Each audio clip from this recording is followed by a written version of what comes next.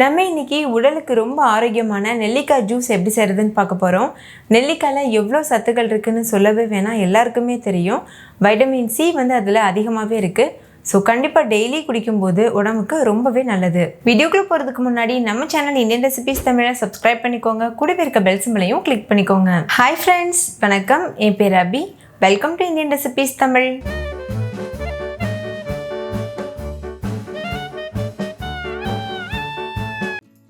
நான் இன்றைக்கி 3 கிளாஸ் அளவு நெல்லிக்காய் ஜூஸ் செய்ய போகிறேன். ஸோ 4 பெரிய நெல்லிக்காய் எடுத்திருக்கேன். இந்த ஜூஸ்க்கு பெரிய நெல்லிக்காய் தான் யூஸ் பண்ணணும்.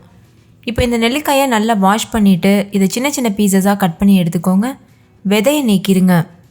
ஒருவேளை உங்களுக்கு நெல்லிக்காய் ஜூஸாக குடிக்க பிடிக்கலன்னா நெல்லிக்காய் முரப்பா, அப்படி இல்லைன்னா நெல்லிக்காய் கேண்டி, இந்த மாதிரி கூட நீங்கள் செஞ்சு சாப்பிட்லாம். இது எல்லா ரெசிபியும் நம்ம சேனல் இந்தியன் ரெசிபீஸ் தமிழில் இருக்குது. இது எல்லாத்தோட லிங்க்கும் டிஸ்கிரிப்ஷனில் கொடுத்துருக்கேன், வேணும்னா செக் பண்ணி பாருங்கள். இப்போ இது எல்லாத்தையும் இந்த மாதிரி கட் பண்ணி எடுத்துக்கலாம். இந்த ஜூஸை நீங்கள் காலையில் எந்திரிச்சதும் தண்ணி குடிச்சிட்டு அதுக்கப்புறமா எம்டி ஸ்டொமக்கில் இதை குடிக்கும்போது தான் இதனுடைய பெனிஃபிட்ஸ் நல்லாவே கிடைக்கும். நெல்லிக்காயில் எக்கச்சக்கமான சத்துக்கள் இருக்குது, அதை நம்ம சொல்லவே வேணாம், எல்லாருக்குமே தெரிஞ்சது. ஸோ இந்த மாதிரி ஜூஸ் செஞ்சு கொடுங்க, எல்லோரும் விருப்பப்பட்டு சாப்பிடுவாங்க.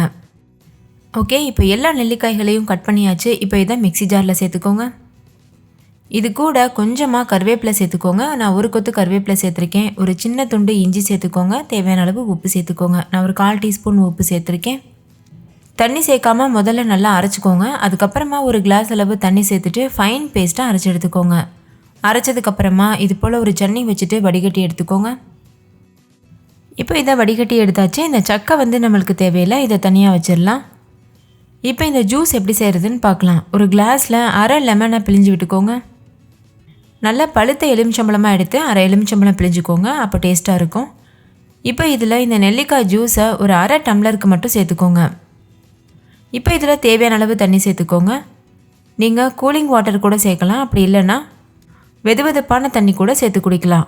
அவ்வளோதான், நம்மளோட டேஸ்டியான பெர்ஃபெக்டான நெல்லிக்காய் ஜூஸ் சூப்பராக தயாராகிருச்சு. இதை நீங்கள் டெய்லி காலையில் எழுந்திரிச்சதும் குடிச்சிட்டு வரும்போது நிறைய ஹெல்த் பெனிஃபிட்ஸ் கிடைக்கும். அதில் ரொம்ப முக்கியமானது நல்ல அடர்த்தியான முடி கிடைக்கும். அதே மாதிரி ஸ்கின் நல்லா க்ளோவிங்காக இருக்கும்.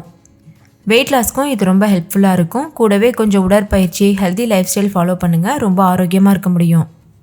ஸோ கண்டிப்பாக இந்த நெல்லிக்காய் ஜூஸை ட்ரை பண்ணி பாருங்கள்.